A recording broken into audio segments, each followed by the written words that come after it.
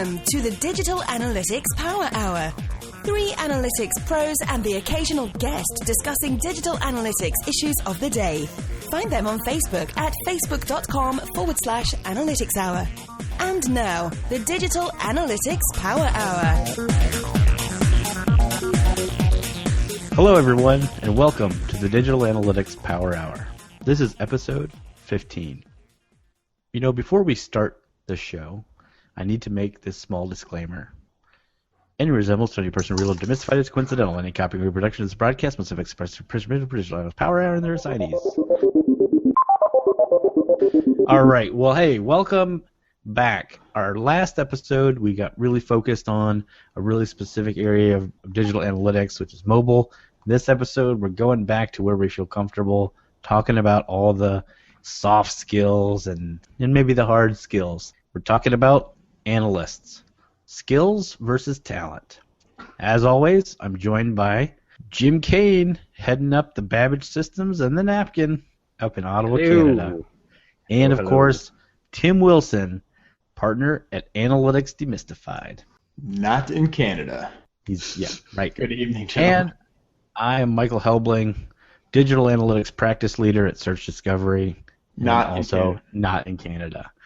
All right. So, guys, this is interesting because talent and skills sort of sound like the same thing, but they're not.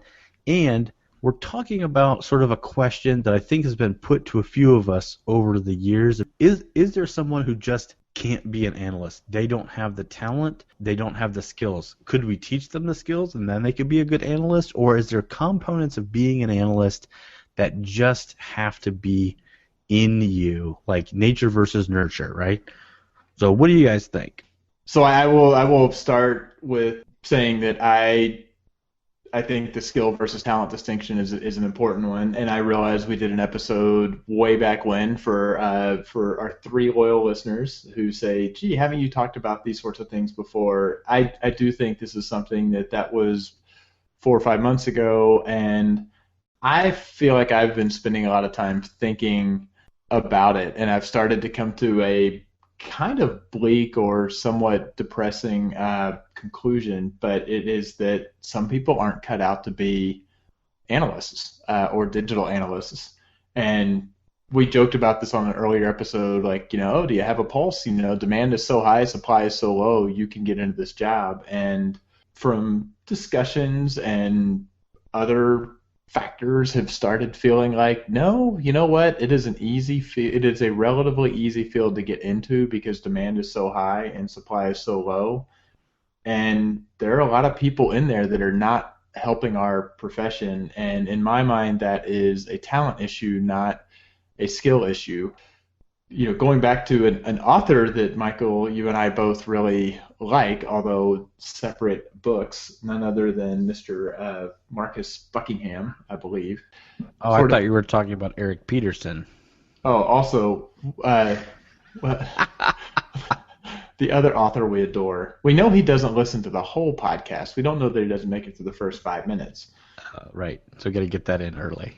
But we've had this discussion in the past. I think the greatest management book that I've ever read is First Break All the Rules, and then I also absolutely don't want to ever manage anyone again. You think one of the best books is Now Discover Your Strengths, and you actually adore managing people. But First Break All the Rules makes the distinction between skills, knowledge, and talents, and really I didn't actually realize I forgot about knowledge. But skills versus talents, and skills being effectively defined as something you can teach. You can teach somebody Google Analytics. You can teach them how to use Excel to a certain extent, whereas talents are kind of more innate characteristics, and those are things where I feel like the analysts who really shine are the ones who really have talents that are suited to the analytics profession. And Buckingham makes the claim that you cannot teach talents, and that's kind of a colossal waste of management effort to try to identify a weakness. And if you take something like a competency, which is a nice term, and I like competency frameworks, and the DAA has done a bang-up job on a competency framework, competencies often have a mix of skills and talents, and I do believe that talents aren't fixable, and I've spent time in my career going back 10 plus years trying to teach somebody a talent. And if you're not wired for some of the things that make analytics so much fun and that has drawn me to the field, and I think drawn you guys to the field, you can't teach it. And poor Jim is not even going to attend because he can't get a word in edgewise. But So anyway, great point. So the other thing that I wanted to say. Stop. So yeah, Jim, why don't you give your take on this a little bit, and then I have a couple rebuttals for Mr. Wilson. I agree that there's kind of three different types of strengths, and I reference my favorite management book of all time, which is the Advanced Dungeons and Dragons Player Guide, 2nd edition. And those Really, the 2nd edition. I'm like hella old. So anyways, you've got wisdom, you've got charisma, you've got intelligence. You've got what you know, what you've learned. You've got the ability to be smart, and then you've got the ability to talk people into thinking that your smart thing makes sense. The thing I think, and I just wanted to reference Dungeons & Dragons, and really, there I did it, but I think the thing that we need to take into account is that, and this is something we've covered before, this is a very young discipline. And there are schools that are offering courses. Those schools are very formative. But, if you were to look at a more traditional career set like accounting, you come out of an accounting degree with all of the required skills and kind of a baked-in knowledge base because you were forced to do stuff over and over and over. No web analyst has ever got to kickstart their career with that level of structure and training. So all of us, and especially guys our age, have had to wing it. And that means, I think, that if you don't have the talent to figure out which skills to develop, it's still very Wild West. And in 15 years, if this role still exists and hasn't been absorbed into BI or into something else, you'll see people coming out of 4-year university courses, and they'll probably have figured out in 4 years, because they were told exactly what to do and they bought the books, what it took us 10 years of winging it to figure out. I don't think that trumps talent entirely. There's a reason why we're more senior and other people are not. And it's not just that we were there first. But I think that it's, again, the nature of a very new industry. In 5 years, there will be another net new. A great example, data science. Younger than, and I know we've had our opinions about it, but the concept of data science is even younger than web analytics, and it's even more formative. Therefore, you need people with a much higher level of talent. And so, that's where I really see us evolving out of as a discipline. No, that's interesting. So going first back to what you said, Tim, because you said a couple things to describe me which were inaccurate. One is my favorite book is not Now Discover Your Strengths or Strength Finders 2.0. I do like that book, and I think it has a lot of merit.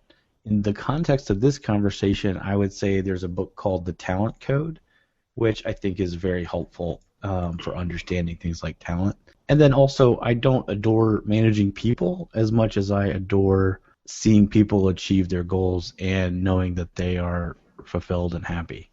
So I'm actually in a lot of ways not a very good manager, but to the extent I am, it's because I care about individual people, and that's one of my strengths. If you're looking for caring, send your resume to Search Discovery in Atlanta. No, because actually the funny thing is that's what makes it so darn difficult for people to make it through our interview process, because I don't trust my inclinations on people because I care. I'm like, oh yeah, they can do it for sure. But, other people on my team have a way to put a voice to that, and say, well, we should be nervous about this, or hey, the skills aren't there.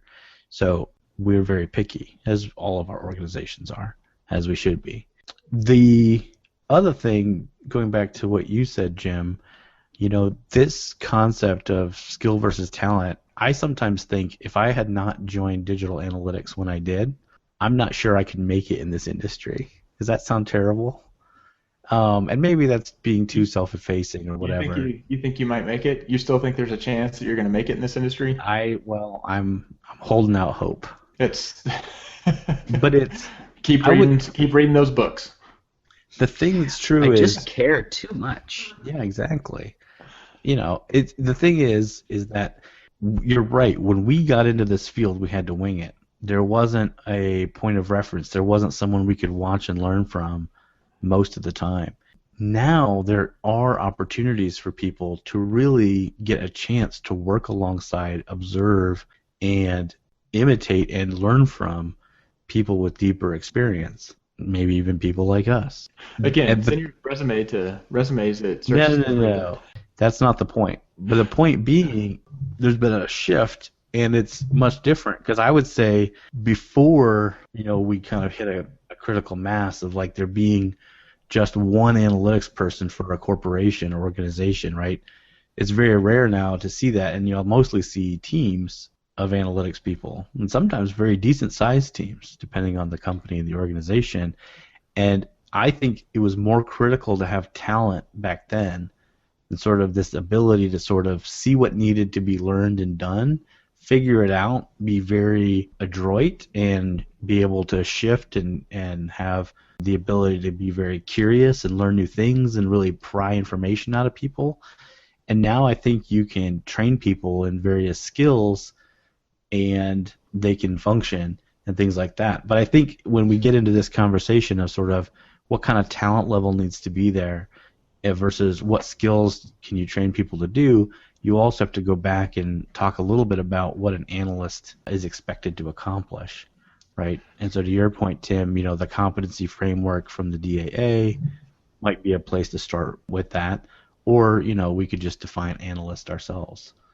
Well, I wind up having kind of short patience for sometimes, or I get a little bit of a tick when I hear us talking about, well, back when we were getting into this, we really had to figure it out. And today they don't really have to, because I will claim that there are a ton of analysts who have been doing this for a long time and aren't very good at it. And there's a danger of those people bringing in other people that they're then teaching the wrong ways to do things. To state it a little more maybe positively, I've had some experiences where I've worked with people for a while and said, wow, you are just not a fit for this industry. I've had the exact opposite, which doesn't help those people, because somebody who's 24 years old and isn't coming into an organization with fantastic mentorship, doesn't have a 4-year degree in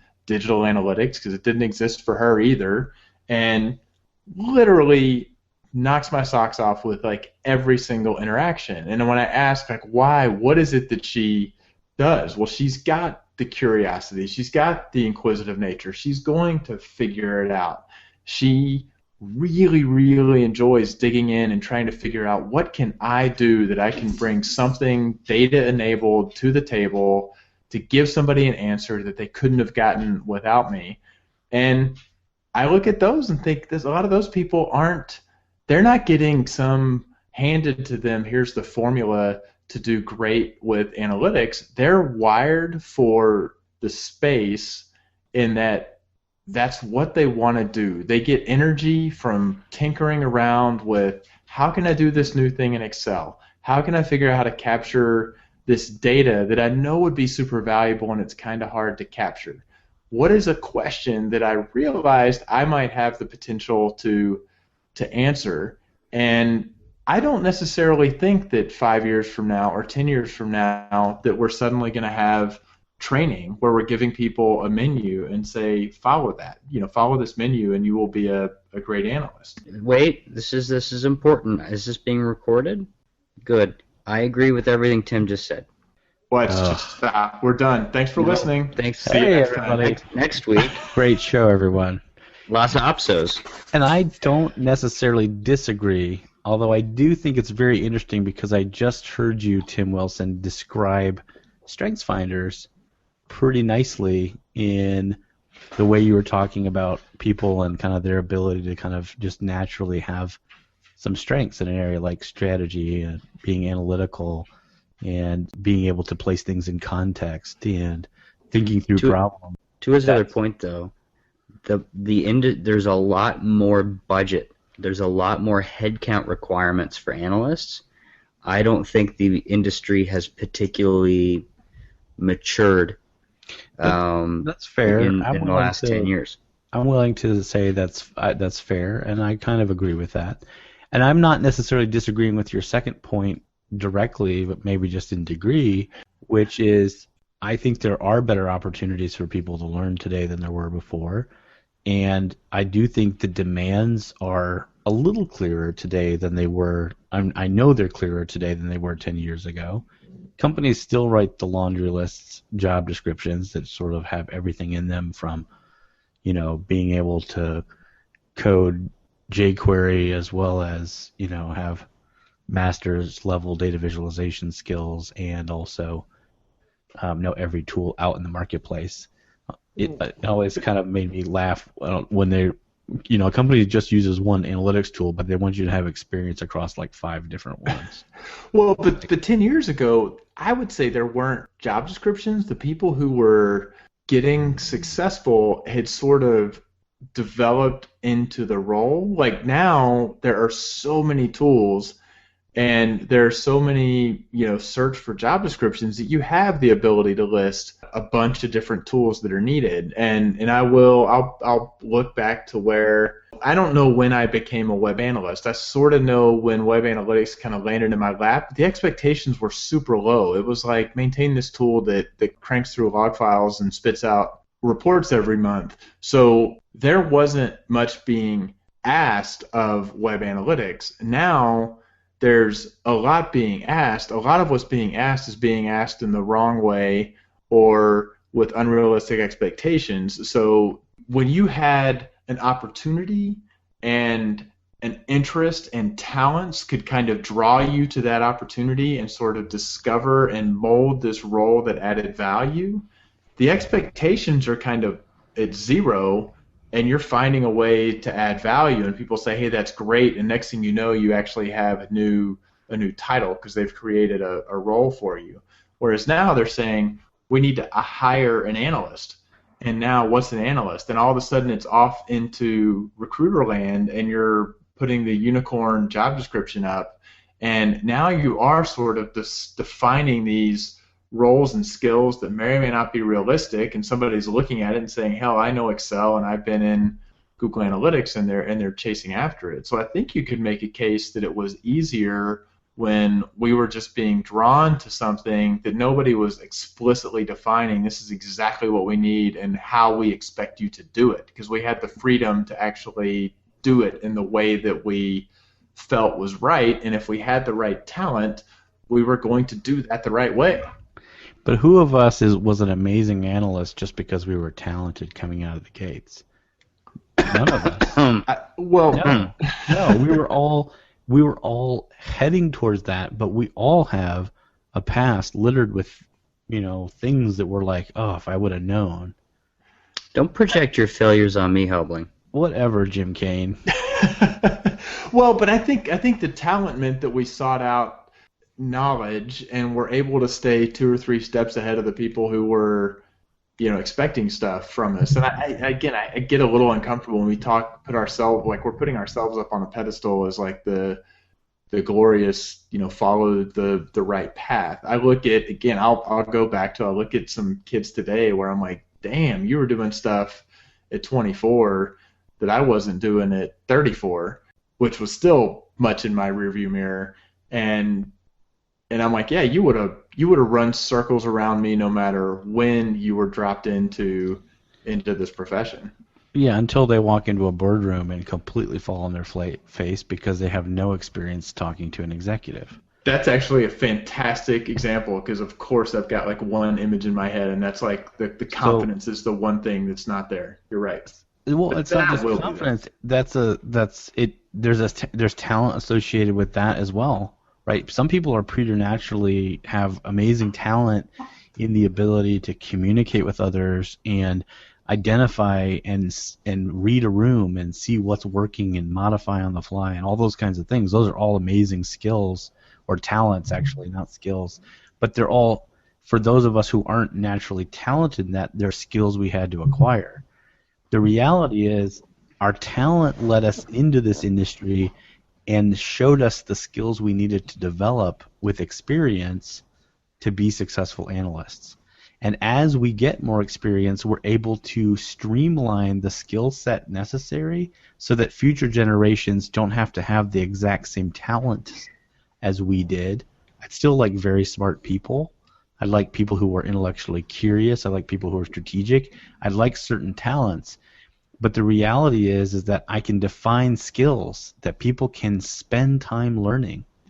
And again, this is where that book, The Talent Code, is very helpful because it actually shows you, hey, there's ways that people can actually significantly advance their skill set or their talents based on what they've observed people doing. So, +1 for that book for me. Did you say for future generations? Future, yeah, like internet generations. Awesome. Like it doubles every. Like next Thursday. Next Thursday, exactly. It's like back in my day, not that I'm not trying to say that, and I know you're not trying to say that either. But we're right to be impressed by people coming out of school now and the skills and the talent they're bringing to the table. I do think we, because analytics is growing, we are drawing a larger talent pool. And we're drawing. I'm always out there talking to. I just had a conversation with someone who just graduated from high school and is getting ready to go into college and is going to study computer engineering. And I said, what's a really exciting field? And I launched into my little stump speech on why you should choose analytics. I will always be doing that. I'm always looking for people to be excited about analytics because I'm excited about it too, and there's so much opportunity for people. But I want people to be excited, but I want them to explore it, and then it's going to become apparent. I guess that's when we talk about. I am a 100%. Maybe it's because I just want to be simplistic about it. That you can't teach talent. You can refine. And I think relationship development, or communication, or reading a room. I do believe that I was not great at that, but I had a kernel of talent for it.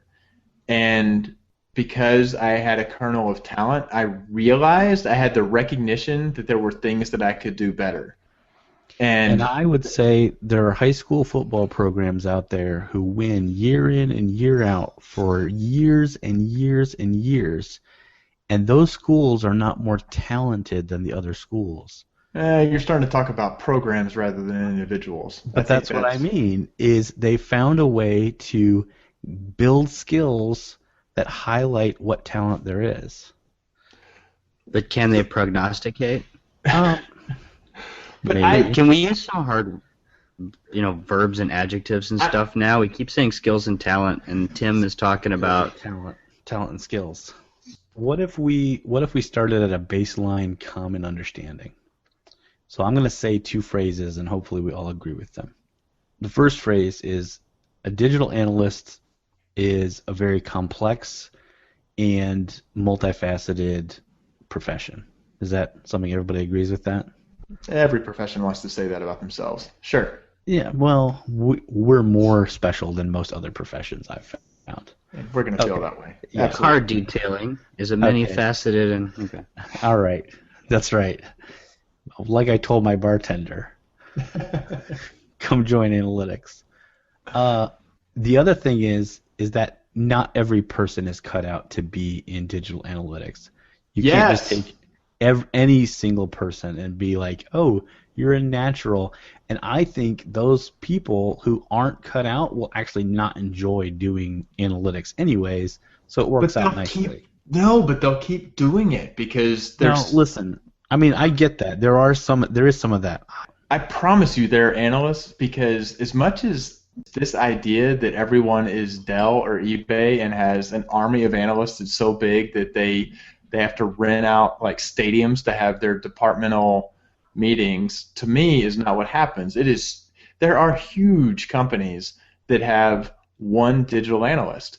And if you've got one digital analyst who is not that wired for the field, but they have no one there who can say, wow, you don't have the talent or interest in this field, there are lots of people who are like, you know what?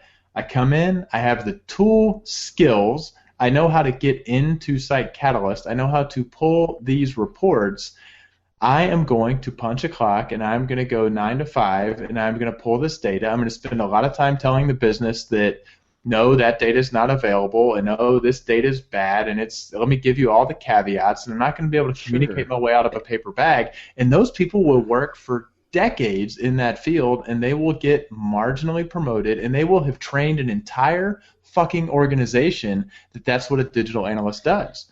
Well, and I think that's the failure of the organization, not that individual person. The right level of expectation, great, but it's happening all the time. It is happening, and we're all making a very valuable living off of it. And full disclosure, I feel like my skewing is the ones that are actually wired and awesome, and maybe our next episode will be with the flip side if that works out. Yeah, well, it does, and the reality is that's my goal for any client of ours is that we work ourselves out of a job and they've got an amazing team, because I feel like that's the best way for companies to get maximum value from their analytics, is to have people who are not only amazing analysts but also contextually plugged into the organization. Just need to say that as a caveat. It can be a heavy lift to walk in, and I'll go farther back in my Absolutely. And so I don't disagree with you, Tim. I just think that what you run into is people lingering in a profession that doesn't match their abilities. And I agree that there are people that don't match the analytics skill set, but they're not getting appropriate feedback. That's what's happening. They're not being asked to do the things that an analyst actually does, because an analyst doesn't just run the reports from the tool and show up 9 to 5 and punch the clock. The analyst should be making some people extremely happy and other people extremely pissed off. And they're having a ball while they're doing it. And they're having a blast while they're doing it. And so, if that's, gentle listener, if that's not you, you should look at your organization really hard and say, am I getting the right feedback? And not because something's wrong with you. I don't want people to walk away from this and being like, wow, these guys are real douchebags. They're telling us we are not cut out to be good analysts. So I feel like we're basically telling half the analytics industry that they're terrible and they should get out of analytics. No, I think there are people who are listening to this podcast, which is... I do think we've established before that if you listen to this podcast, you're probably the right kind of analyst. We have said that, and historically it's been true based on feedback and comments. You have not actually discovered the search function on iTunes to find better content to listen to. I've spoken to an interesting cross-section of people in my kind of recent conversations and getting out on the road, and a number of people are listening to this thing who aren't direct practitioners. And, the things that I would hope that they take away from the episode so far is, this is not an established industry yet. This is not like hiring a CTO. This is a skill set, and I'd be interested to compare all of our mutual job descriptions for the role, because that could be interesting. But it's a new career path where there's a little bit of caveat emptor when you bring a new person on board. You do need to run someone through an interview process and check certain skills. There's certain gut checks we do on things like kind of creative problem solving that we hope will lead to the right hire. But per Tim's point, there are a lot of people who, if you work at the grocery store long enough, you just go up and say, it's time I get to be manager. I've been at this grocery store for 20 years. And there are people in the industry who are maybe not a great fit for it, but I've been here long enough, it's time to make me a manager. If I had a nickel for everybody who said that, hey, I've worked in Adobe Analytics before, I know Adobe. I will say the largest group of analysts that I've ever managed, I look around at the best people we had, and they were 75 to 90% of them were people who were hired internally within the organization because they had been drawn to the field. They wanted to understand the structure of the data. They wanted to be challenged to do more. When I look at, they had an attention to detail, right? That is, to me, an attention to detail, which is probably a weaker talent for me, but I'm aware of it enough that I will push myself really hard to make sure that I have that. I'm aware of it. A technical aptitude, that I want to understand how the bits and bytes are flowing. And I can teach somebody this is how JavaScript works, or I can teach them I can try to teach them this is how the internet works. In my experience, if they don't have, and I hate to use the P word, that they don't have a kind of a passion for this is really cool, it's kind of a miracle what shows up on people's screens. And I want to understand how that happens and how I can collect data from that and how that data can go into this thing called a database and how I can then access it and then how I can transform it. If they are not jazzed about all of that, then I'd like to think they realize that quickly and say, you know what, I'm going to get the hell out and I'm going to go do something else. But I think that's just a little bit of a commentary on the white-collar worker, that there's a crap ton of the workforce that just has inertia. I'm getting a paycheck. I do this thing that other people at the company don't know how to do, so nobody can really effectively judge whether I'm doing it well or not. I like the fact that I'm the only person who can do it, and I'm going to go home and maybe piss and moan a little bit, but I'm not going to go look for a new job tomorrow. I'm certainly not going to introspect and say, what makes me not a fit for this profession? And that is an insidious and horrible thing that is happening to the analytics profession because of the supply and demand gap. When you said, I hate to use the P word, but, I made this big list in my head of words I thought you were going to use, and none of them was passion. Listen, in the words of Henry David Thoreau, the mass of men lead lives of quiet desperation. It's actually one of my favorite quotes. Because I think fantastic one. It's true, right? A lot of people just slog along without evaluating or having a self-awareness about, hey, is this really the thing I want? At the same time, to your point, yeah, if people bring passion, that's great. Although I would say it's pretty rare to find a Rudy type situation. Rudy Schumpert? Not Rudy Schumpert. It's rare. It applies. The statement applies to both cases. I am not going there. For somebody who does actually listen, Rudy, we love you. No, but in the movie, Rudy, the guy makes it onto the field at the end of his senior year for like one snap, and it's like then carry him off on everybody's shoulders or something. It's been a while, but he was a failure as a football player. He was a great hobbit, though. He did make. Oh man, Mr. Frodo. We haven't listed a single skill or talent yet. I keep trying, and Helbling will not let me list. I'll give you a skill or a talent. I have said in Now Discover Your Strengths, maybe you wouldn't be amazed how many people in our practice of search discovery have an analytical strength. But that's a cop-out. That's a natural talent. You know what? You know what an analyst should be? Analytical. Well, thank you for that.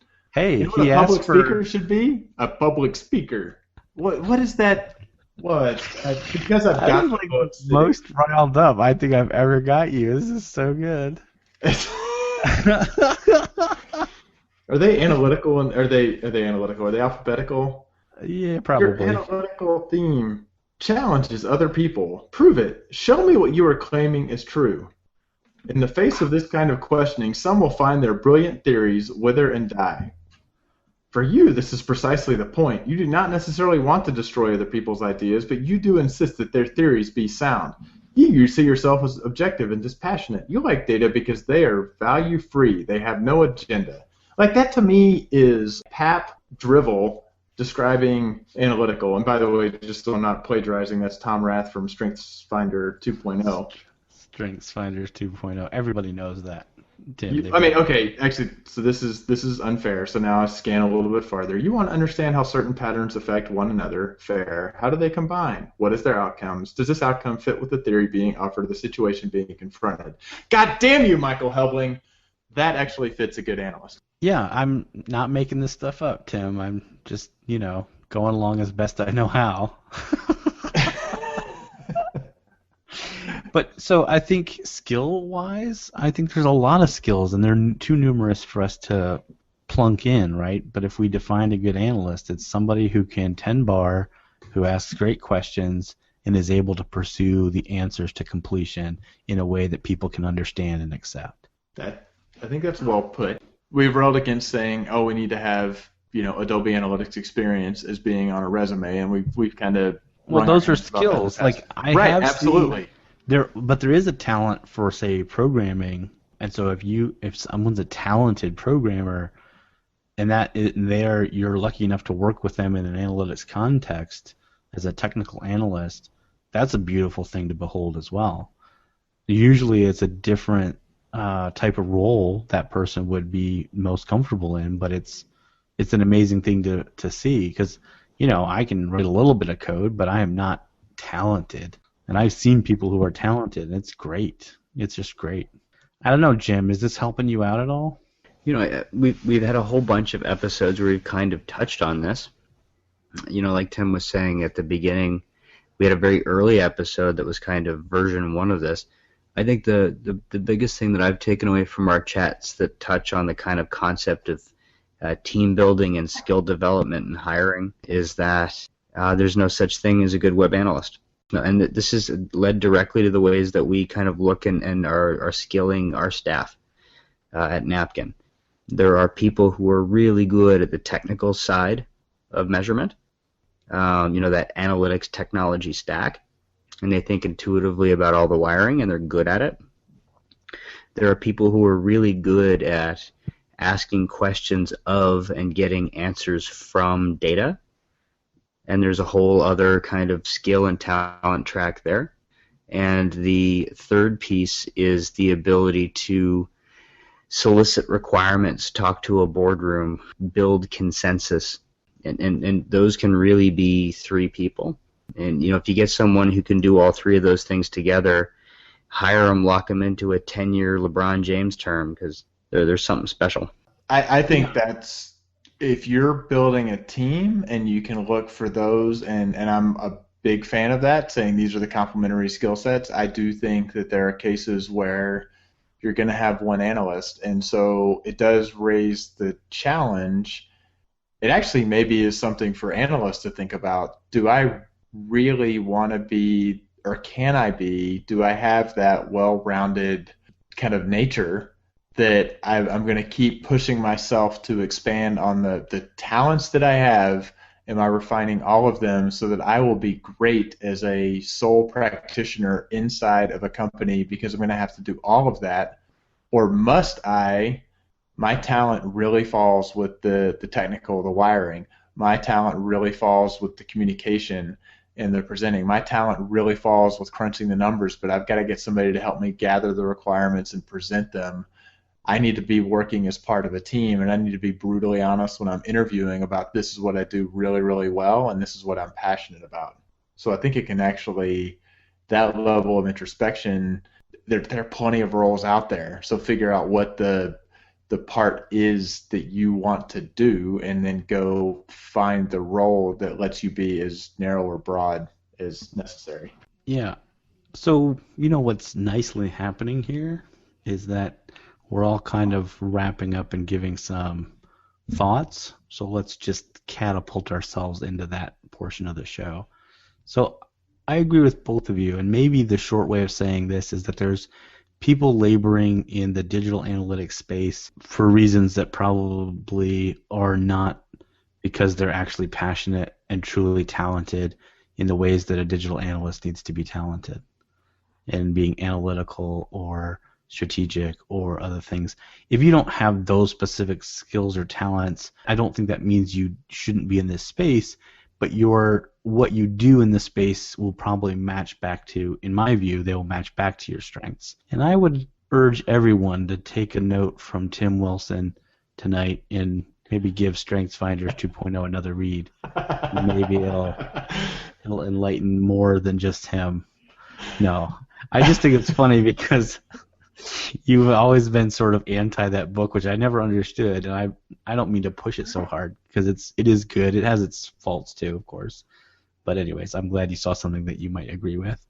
And yeah, I always want to encourage people to pursue and be passionate and dig into what it is they truly love. And if you are doing that in the space of digital analytics and you're not finding love there, like you're not finding success, because when we're successful, we love it more. Like people say, like, follow your passion. Well, when you work really hard on something, you become passionate about it. But if that's not happening, then yeah, there's so many other ways to be a contributor to the digital space and to be notable in digital, and they're not necessarily. And I would claim that it's going to hold you in good stead. It's like if you actually introspect and say, you know what, this analytics is not for me, I'm going to move on to something else. I spent 1 year or 2 years or 4 years doing analytics. There is a very low chance that will not hold you in good stead.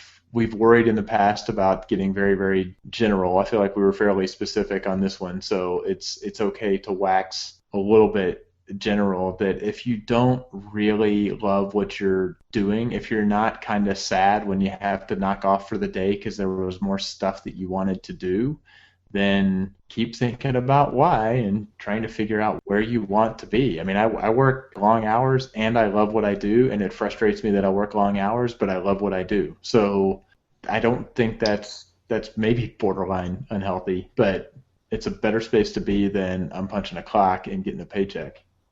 I think this leads to a good quote from Gary Gygax.